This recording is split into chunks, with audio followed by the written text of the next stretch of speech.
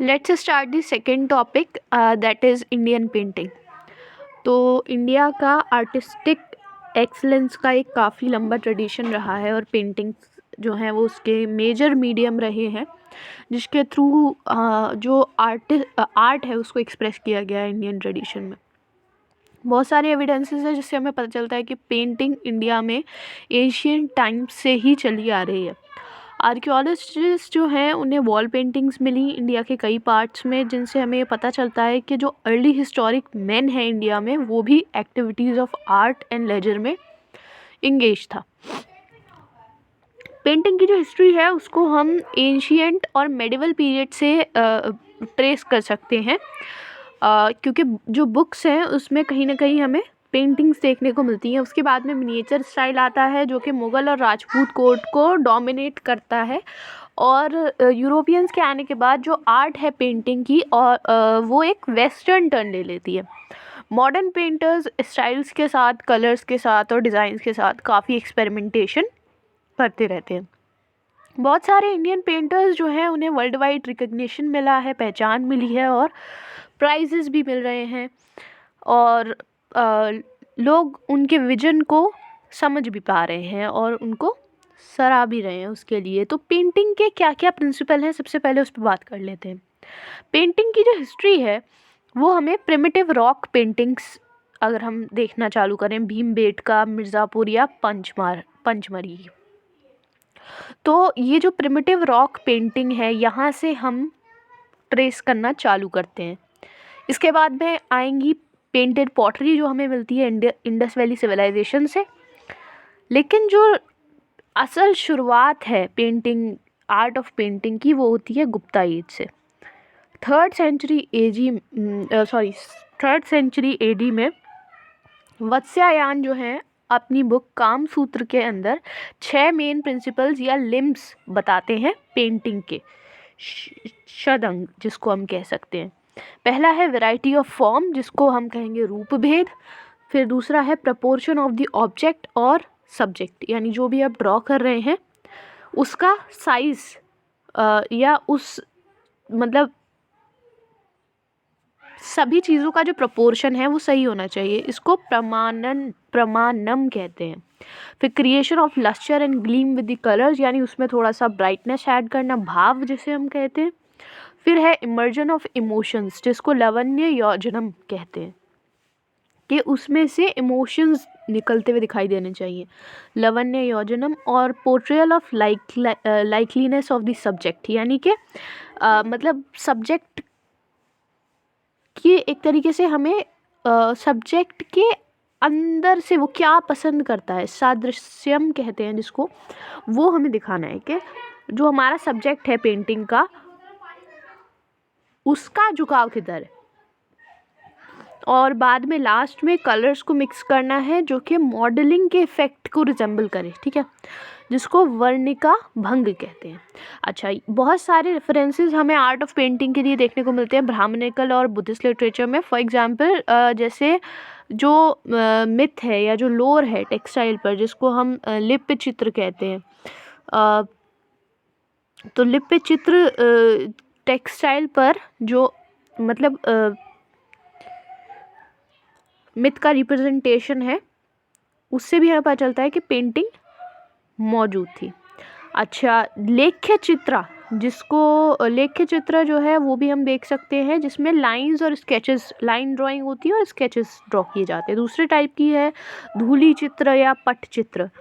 अच्छा, जो प्ले है मुद्रा राक्षस जिसको लिखा विशाखा दत्त ने, वो भी रीडर्स को फैसिलिटेट करता है। उसमें काफ़ी पेंटिंग्स के नाम हैं या पटाज के नाम हैं जो कि काफ़ी इम्पॉर्टेंट थी अलग अलग स्टाइल ऑफ पेंटिंग को समझने के लिए और सभी प्रिंसिपल्स ऑफ पेंटिंग्स को समझने के लिए।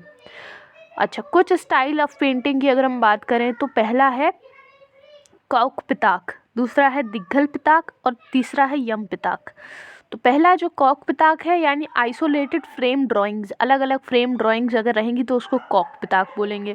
दूसरा है दिग्गल पिताक। पिताक जो है वो है लॉन्ग स्क्रोल्स ऑफ पेंटिंग, यानी एक के बाद एक स्क्रॉल चलता रहेगा, ठीक है। फिर तीसरा है यमपिताक। यमपिताक यानी आइसोलेटेड पेंटिंग्स होंगी, आइसोलेटेड अलग अलग पेंटिंग्स होंगी, ठीक है। प्री हिस्टोरिक पेंटिंग की अगर हम बात करें तो जो प्री हिस्टोरिक पेंटिंग्स हैं वो जनरली रॉक्स पे बनाई जाती थी और रॉक्स पे इंग्रेव इनको किया जाता था और इनको बोला जाता था पेट्रोग्लाइफ्स। जो पहला सेट है प्री हिस्टोरिक पेंटिंग्स, पेट्रोग्लाइफ्स बोला जाता था, पहला सेट है प्री हिस्टोरिक पेंटिंग का, वो डिस्कवर किया गया भीमबेटका केव्स में, जो कि मध्य प्रदेश में है, भीमबेटका केव्स, वहाँ पर। 3 मेजर फेजेस मिलते हैं हमें प्री हिस्टोरिक पेंटिंग के। पहला है अपर पैलियोलिथिक पीरियड पेंटिंग्स, दूसरा है मेसोलिथिक पीरियड पेंटिंग्स और तीसरा है कैल्कोलिथिक पीरियड पेंटिंग्स। अपर पैलियोलिथिक पीरियड की अगर हम बात करें, जो कि 40,000 से 10,000 BC तक जाता है, तो जो वॉल्स है रॉक शेल्टर केव्स की वो क्वार्टजाइट मटेरियल की बनी हुई है, यानी कि उनको पिगमेंट्स यानी कलर डालने के लिए उसमें मिनरल्स का इस्तेमाल किया गया है। एक जो कॉमन मिनरल है वो है ओकरा, या जिसको हम गेरू भी बोलते हैं, जिसको लाइम या पानी के साथ यानी चूने के साथ और पानी के साथ मिक्स करके ओकरे को या गेरू जिसको हम बोलते हैं उसको यूज़ किया गया है। अच्छा, पैलेट को यानी कलर वेरिएशन को बढ़ाने के लिए अलग अलग मिनरल यूज़ किए जाते थे कलर्स बनाने के लिए, जैसे कि रेड, वाइट, येलो, ग्रीन, है ना, ऐसे ऐसे कलर्स जो हैं वो मेजरली यूज़ होते थे। जो वाइट, डार्क रेड और ग्रीन है वो लार्ज एनिमल्स यानी बड़े बड़े जानवरों को दिखाने के लिए डिपिक्ट होता था, जैसे कि बाइसन, एलिफेंट, राइनो या टाइगर्स। और ह्यूमन फिगरीन्स के लिए रेड जो है वो हंटर्स के लिए यूज़ किया जाता था और ग्रीन जो है वो डांसर्स के लिए यूज़ किया जाता था, ठीक है। ठीक है, रेड हंटर्स के लिए यूज़ किया जाता था और ग्रीन डांसर्स के लिए यूज़ किया जाता था, ठीक है।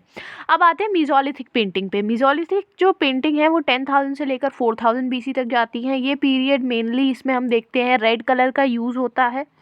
अपर पैलियोलिथिक पीरियड से अगर हम कंपेयर करें तो पेंटिंग का साइज़ छोटा हो जाता है इस पीरियड के दौरान। एक जो सबसे कॉमन सीन जो डिपिक्ट किया गया है इन पेंटिंग में वो है कि कुछ लोग मिलकर के हंटिंग कर रहे हैं और बहुत सारी जो दूसरी पेंटिंग्स हैं उसमें ग्रेजिंग एक्टिविटी या राइडिंग सीन्स दिखाए गए हैं। इसके बाद अगला आता है कैल्कोलिथिक पीरियड। तो कैल्कोलिथिक पीरियड में हम देखते हैं कि पेंटिंग का जो नंबर है जिसमें ग्रीन और येलो कलर का इस्तेमाल किया गया है वो बढ़ गया है। ज़्यादा जो पेंटिंग है उसमें बैटल सीन्स डिपिक्ट किए गए हैं, लड़ाई के दृश्य दिखाए गए हैं और बहुत सारी पेंटिंग्स ऐसी हैं जिसमें मेन हॉर्सेस पे राइड कर रहे हैं या एलिफेंट्स पे चढ़े हुए हैं, एलिफेंट चला रहे हैं या हॉर्स को चला रहे हैं, वो दिखाया गया है सवारी करते हुए। और इनमें से कुछ जो हैं उनके पास बो एरो भी दिखाया गया है, जिससे हमें ये पता चलता है कि ये लोग अगर मतलब झगड़े के लिए या फिर अगर कहीं पर लड़ाई हो जाए तो उसके लिए कितने तैयार रहते थे कैल्कोलिथिक पीरियड वाले जो लोग हैं। इसके बाद आगे बढ़ते हैं तो जो पेंटिंग्स हैं और जो सैम्पल्स हैं राइटिंग के अशोकन और गुप्ता ब्रह्मी स्क्रिप्ट्स में, वो हमें बताते हैं कि ये जो केव साइट्स हैं ये लेट हिस्टोरिकल पीरियड में आकर के बसी हैं। यानी लेट हिस्टोरिकल पीरियड से हमारा मतलब ये होता है कि जो बाद का पीरियड है, जब थोड़ा बहुत हमारे पास राइटिंग सोर्सेज हैं जिस पीरियड के, उसकी बात हो रही है। जो दूसरा सेट है पेंटिंग का इस पीरियड से जो हमें मिलता है वो है नरसिंहगढ़ में। नरसिंहगढ़ जो कि मध्य प्रदेश में है, इसमें पेंटिंग्स हैं जो कि स्किन्स दिखाती हैं स्पॉटेड डियर की, जिनको सूखने के लिए छोड़ दिया गया है। और इससे हमें मिलता है कि आर्ट ऑफ जो टैन करते हैं ना स्किन को, स्किन आज भी जो टैनिंग की इंडस्ट्री है, लेदर टैनिंग की, तो उसकी जो शुरुआत हमें मिलती है उसका एक तरीके से ग्लिम्स हमें देखने को मिलता है। और शेल्टर और क्लोथिंग दोनों के लिए ही स्किन जो है वो काम में आती थी। दूसरी पेंटिंग्स जो है इस पीरियड की वो भी म्यूजिकल इंस्ट्रूमेंट्स उसमें डिपिक्ट किए गए हैं, जैसे कि हार्प हो गया। कुछ पेंटिंग्स जो है उनके कॉम्प्लेक्स ज्योमेट्रिकल शेप्स हैं, जैसे कि स्पाइरल, रोम्बॉइड और सर्कल। फिर अगला है जोगीमाड़ा केव्स। तो जो जोगीमाड़ा केव्स हैं वो रामगढ़ में है, रामगढ़ हिल्स, जो कि सुरगुजा में है, सुरगुजा डिस्ट्रिक्ट ऑफ छत्तीसगढ़। इसमें पेंटिंग्स हैं लेटर पीरियड से और इनको हम डेट कर सकते हैं अराउंड 1000 BC। छत्तीसगढ़ जो है वो काफ़ी ज़्यादा केव्स का भी घर माना जाता है। कांकेर डिस्ट्रिक्ट की अगर हम बात करें, जैसे कि उड़कुड़ा या गारागोड़ी या खैरखेड़ा या गोती तोला, कुलगांव, ये सब का अलग अलग टाइप के केव्स का शेल्टर माना जाता है। ये जो शेल्टर है ये डिपिक्ट करते हैं कि इसमें जो पेंटिंग्स है उसमें ह्यूमन फिगरीन्स को डिपिक्ट किया गया है, एनिमल पाम प्रिंट्स को डिपिक्ट किया गया है, बुलक कार्ट्स को डिपिक्ट किया गया है, जिससे हमें पता चलता है कि सेडेंटरी टाइप का लाइफस्टाइल हो गया था और काफ़ी हायर टाइप का, मतलब एक तरीके से जो स्टैंडर्ड ऑफ लिविंग है वो बढ़ गया था। लोग अब सेटलमेंट की वाली लाइफ जी रहे थे, एक जगह रह रहे थे, ज़्यादा मूवमेंट नहीं थी। इसी तरीके की जो पेंटिंग है, सेडेंटरी मतलब रुका हुआ, ज़्यादा मूवमेंट ना होना। अच्छा, इसी तरीके की जो पेंटिंग है वो हमें घोड़सार और कुहाबोर रॉक आर्ट साइट्स पे भी देखने को मिलती है, जो कि कोरिया के डिस्ट्रिक्ट में है। दूसरी इंटरेस्टिंग साइट जो है वो है चितवा डोंगरी। चितवा डोंगरी जिसको दुर्ग डिस्ट्रिक्ट बोलते हैं, जहाँ पे एक चाइनीज़ फिगर है जो कि डंकी को राइड कर रहे हैं और ड्रैगन की पिक्चर्स हैं, एग्रीकल्चरल सीनरीज हम यहाँ देख सकते हैं। बहुत सारी इंटरेस्टिंग रॉक पेंटिंग्स हैं जो कि हमें लिमदरिया में मिलते हैं, बस्तर डिस्ट्रिक्ट में, और उगड़ी में। सीतालेखनी जो कि सुरगुजा डिस्ट्रिक्ट में है, वहाँ पर। उड़ीसा के अंदर गुडाहांडी रॉक शेल्टर और योगीमठ रॉक शेल्टर प्रोमिनेंट एग्जाम्पल्स हैं अर्ली केव पेंटिंग्स के। भीमबेटका रॉक पेंटिंग्स की अगर हम बात करें तो भीमबेटका की लोकेशन तो हम पहले ही बात कर चुके हैं। Bhimbetka is located in south of Bhopal in Vindhyan ranges of Madhya Pradesh. तो जो रॉक शेल्टर्स हैं उसमें मोर देन 500 पेंटिंग्स हैं, मोर देन 500 रॉक पेंटिंग्स, यानी 500 से ज़्यादा पत्थर पे पेंट किया हुआ है। 500 से ज़्यादा पेंटिंग्स हमें मिलती हैं पेंट की हुई, और इसको UNESCO world heritage site declare किया गया 2003 में। जो ओल्डेस्ट पेंटिंग है उसको एस्टिमेट किया जाता है कि वो 30,000 ईयर्स ओल्ड है, यानी 30,000 साल पुरानी है, और वो अपनी लोकेशन की वजह से सर्वाइव कर गई है क्योंकि बहुत अंदर, केव के काफ़ी अंदर उस पेंटिंग को बनाया गया है। और काफ़ी हम ये देखते हैं कि मार्क्ड कंटिन्यूटी है, यानी लगातार तरीके से जो केव है वो 1 लाख BC से लेकर के 1000 AD तक ऑक्यूपाइड रहा है। उसमें बहुत सारे पेंटिंग्स हैं क्योंकि एक पेंटिंग के ऊपर दूसरी पेंटिंग भी की गई है। तो जो पेंटिंग्स हैं भीमबेटका में वो ज़्यादातर अपर पैलियोलिथिक, मीसोलिथिक और कैलकोलिथिक पीरियड से बिलोंग करती हैं। अर्ली हिस्टोरिक और इवन मेडिवल पीरियड से भी बिलोंग करती हैं। ज़्यादा जो पेंटिंग्स हैं वो मीसोलिथिक एज से बिलोंग करती हैं। जो पेंटिंग्स हैं वो जनरली एवरीडे लाइफ को पोर्ट्रे करती हैं प्री हिस्टोरिक मैन की, जो कि stick like human figures depict करते हैं, शुरुआत की जो पेंटिंग्स हैं, ठीक है।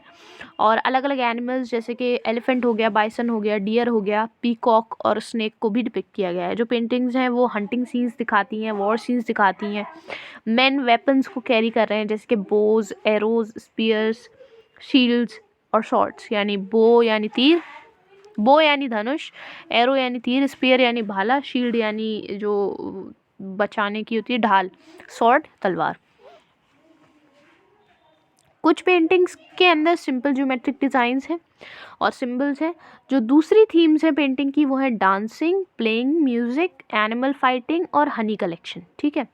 सोशल लाइफ की बात करें तो सोशल लाइफ भी काफ़ी अच्छे से डिपिक्ट की गई है, जिसमें बच्चे दिखाए गए हैं, औरतें दिखाई गई हैं खाना पकाते हुए, कम्युनिटी डांसिंग दिखाई गई है, अलग अलग कलर्स को यूज़ किया गया है जैसे कि red, ochre, purple, brown, white, yellow और ग्रीन यहाँ यूज़ किए गए हैं। कलर्स जो हैं वो नेचुरल रिसोर्सेज से ही ऑब्टेन किए जा रहे हैं। फॉर एग्जांपल जैसे कि हेमेटाइट ओर्स को यूज़ किया गया रेड कलर के लिए, यानी आयरन ओर्स को यूज़ किया गया for red colour.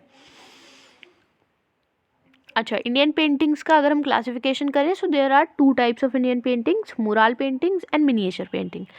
Mural painting जो इंडिया में हमें देखने को मिलती है तो वॉल पे या किसी सॉलिड स्ट्रक्चर पे जो पेंटिंग होती है उसको हम मुराल पेंटिंग कहते हैं। मुराल पेंटिंग इंडिया में एशियन टाइम से चली आ रही है और इसको 10th सेंचुरी BC और 10th सेंचुरी AD के बीच में डेट किया जा सकता है। 10th सेंचुरी BC से 10th सेंचुरी AD के बीच में डेट किया जा सकता है। जो एविडेंस है ऐसी पेंटिंग का वो हमें अलग अलग लोकेशन पे देखने को मिलता है इंडिया में।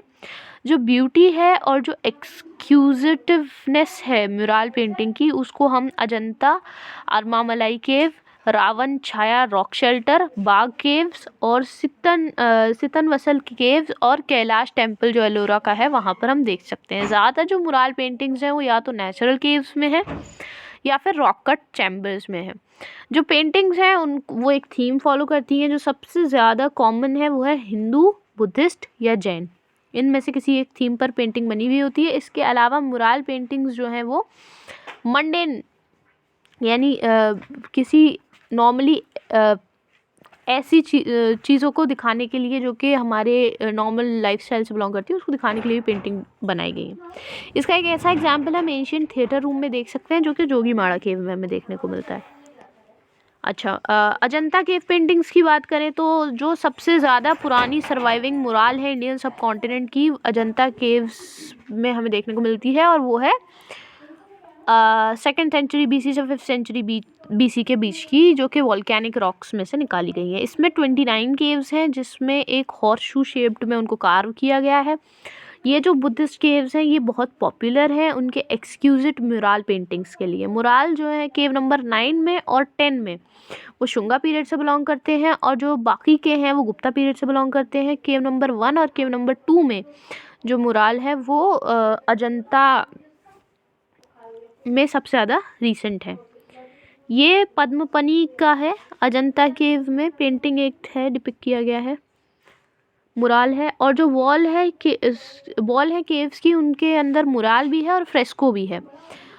मुराल जो है वो हार्ड सरफेस पे होती है, फ्रेस्को जो है वो वेट प्लास्टर पे पेंट किया जाता है, उसको फ्रेस्को बोलते हैं। तो वो एक टेम्परा स्टाइल यूज़ करते हैं जिसमें पिगमेंट्स का यूज़ किया जाता है, यानी कलर्स का यूज़ किया जाता है। ये जो पेंटिंग्स हैं ये ह्यूमन वैल्यूज़ को पोर्ट्रे करती हैं, सोशल फैब्रिक यानी समाज किस तरीके से बंधा हुआ है, स्टाइल्स के साथ, कॉस्ट्यूम और ऑर्नामेंट्स जो भी उस पीरियड के रहे होंगे उन सब चीज़ों के साथ। जो इमोशंस हैं उनको हैंड जेस्चर से एक्सप्रेस किया गया है। जो यूनिक फीचर है पेंटिंग का वो ये है कि हर फीमेल फिगर जो है उसका एक यूनिक हेयर स्टाइल है, और एनिमल्स और बर्ड्स जो हैं उनको भी इमोशन के साथ दिखाया गया है। तो जो कॉमन थीम है इन पेंटिंग की वो जाटक स्टोरीज से बुद्धा की लाइफ तक, वो सारी चीज़ें उसमें आती हैं। और डेकोरेटिव पैटर्न्स हैं फ्लोरा और फौना के, ग्रेसफुल पोजेस हैं ह्यूमंस के, एनिमल्स के, जो कि केव की दीवारों पर हैं।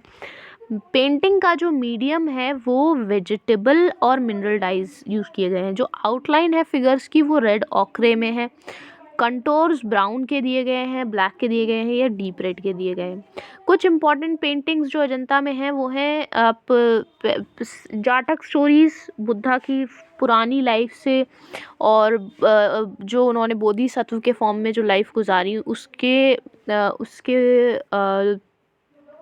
सीन्स डिपिक्ट किए गए हैं, गौतम बुद्ध की लाइफ के सीन्स डिपिक्ट किए गए हैं। इसके अलावा ज़्यादातर बोधिसत्वास की जो पेंटिंग है वो त्रिभंग पोज में है। केव नंबर 1 में जिसमें हम वज्रपनी, प्रोटेक्टर और गाइड, जो कि एक सिंबल है बुद्धा की पावर का, फिर मंजूश्री मैनिफेस्टेशन है बुद्धा की विजडम का, और पद्मपनी जिसको अवलोकितेश्वर भी कहते हैं, जो कि बुद्धा के कंपैशन का सिंबल है।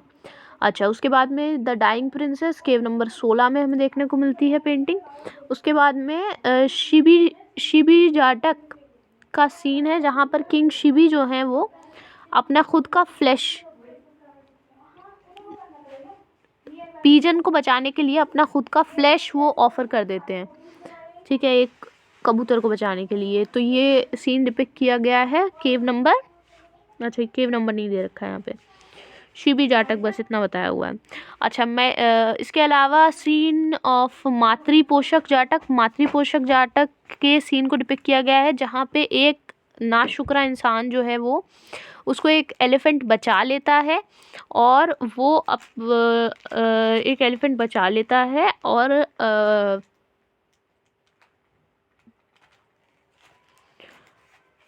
वो बता देता है कि राजा कहाँ पर है। तो ये मातृपोषक जाटक का पार्ट है, इसका सीन है जो कि डिपिक्ट किया गया है। जाटक स्टोरीज की अगर हम बात करें तो जो जाटक टेल्स हैं वो previous birth of Gautam Buddha से रिलेटेड है, और ह्यूमन और एनिमल दोनों ही फॉर्म में ये पाई जाती हैं। जो फ्यूचर बुद्धा है वो किंग के फॉर्म में भी आ सकता है, आउटकास्ट के फॉर्म में भी आ सकता है, गॉड के फॉर्म में भी आ सकता है, एलिफेंट के फॉर्म में भी आ सकता है, या किसी भी फॉर्म में आ सकता है। उसके अंदर कुछ वर्चूज़ होने चाहिए जो कि ये टेल जो है, यानी ये जो कहानियाँ हैं वो धीरे धीरे इनकलकेट करती हैं लोगों के दिमाग में कि उस बंदे में ये वर्चूज़ होने ज़रूरी हैं। फेमस जाटक टेल्स में आती हैं the ass in the lion's skin, जिसको हम सिंह काम जाटक कहते हैं, the cock and the cat, जिसको हम कुक्कुथ जाटक कहते हैं, कुक्कुथ जाटक। उसके बाद में आता है द फूलिश टिमिड रैबिट, जिसको हम दादभ जाटक कहते हैं। अगला है द जैकाल द क्रो, जिसको हम जम्बू खड़क जाटक कहते हैं। अगला है the lion and the woodpecker, जिसको हम जावसकुना जाटक कहते हैं। फिर है the ox who envied the pig, जिसको हम मुनिक जाटक बोलते हैं। फिर है the swan with golden feathers, जिसको हम स्वर्ण हंस जाटक बोलते हैं। फिर है किंग शिबी, जिसको शिबी जाटक बोलते हैं। किंग शिबी की स्टोरी है शिबी जाटक। और फिर है the turtle who could not stop talking, वो टर्टल जो कि बात करना बंद नहीं कर सका, उसको हम कच्छप जाटक बोलते हैं। कच्छप जाटक। एलोरा केव पेंटिंग्स की अगर हम बात करें तो जो मुराल पेंटिंग है एलोरा में, वो हमें 5 केव्स में मिलती है, mostly limited to cave number 16 में ज़्यादातर है, जो कि हमारा कैलाश टेम्पल वाला केव है। ये जो मुराल्स हैं ये 2 फेजेस में किए गए हैं। पहला फेज पेंटिंग का जो है वो कार्विंग ऑफ द केव के दौरान किया गया है, और जो सेकंड फेज है वो उसके काफ़ी सालों बाद किया गया है। जो पुरानी पेंटिंग्स हैं उसमें विष्णु उनके कंसोर्ट लक्ष्मी के साथ दिखाए गए हैं, जो कि गरुड़ पर ड्राइव कर रहे हैं एक तरीके से। गरुड़ बादलों में विष्णु, लक्ष्मी और गरुड़, जो सेलेस्टियल बर्ड हैं गरुड़। उसके बाद में जो बाद की पेंटिंग है वो गुजराती स्टाइल में बनी हुई है, जो कि प्रोसेशन दिखाती हैं शैव होली मैन का। बाकी की जो पेंटिंग है वो बाकी तीनों रिलीजन से जुड़ी हुई हैं, बुद्धिज़्म, जैनिज़्म और Hinduism. Ellora cave paintings newer है, यानी नई है as compare to the Ajanta cave paintings. कुछ प्रोमिनेंट एलोरा केव पेंटिंग्स हैं जिसमें आता है images of goddess Lakshmi and lord Vishnu, images of lord Shiva with his followers, और ब्यूटीफुल एंड ग्रेशियस अप्सरास। तो ये कुछ 3 इम्पॉर्टेंट टॉपिक्स हम कह सकते हैं या कैटेगरी